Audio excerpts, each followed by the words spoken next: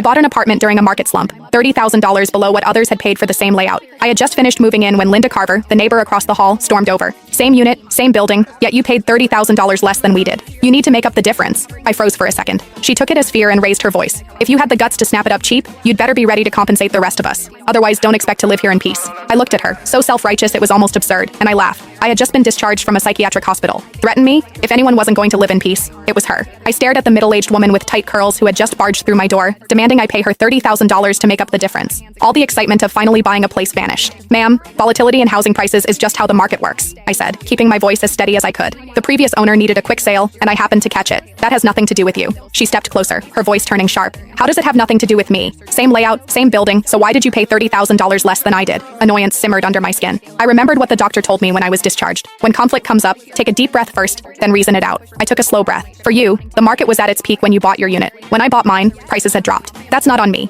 If we follow your logic, then if prices go up another $50,000 next year, are you going to pay me the difference? She planted her hands on her hips. Don't try to confuse me with all that nonsense. We live on the same floor. How can you feel okay taking advantage like that? My son's getting married soon. We need the money. You bought it cheap, so you make up the difference. If you don't fix this, don't expect to live here in peace. I let out a short laugh, irritation bubbling over before I could respond. She suddenly lunged toward my luggage, reaching straight for my bag. Where's the money? Hand it over. $30,000 and not a cent less. A flash of anger shot through me. How could someone be this unreasonable? I was just about to pull out my phone and dial 911. The moment she saw what I was doing, she spun around and headed back to her unit. As she left, she tossed over her shoulder. If you don't pay up, we'll see how long you last here. I gave a cold laugh and ignored her, shutting the door behind me. That afternoon, I went downstairs to Harper's Corner store to pick up some essentials. Denise Harper, the owner in her 50s, scanned me up and down before asking, "You just moved in? 6th floor?" I nodded. She glanced outside, then lowered her voice. "Linda Carver from 601 just posted in the resident group chat saying you bought the place to run some kind of shady business." I froze. "What?" She sighed. "You got that apartment cheap. Their family can't accept it." She pulled up the chat and showed me. The messages were filthy. Linda Carver. At everyone. What do you reckon the woman who just moved into the 6th floor does for a living? I've lived for over 50 years. I know how to read people.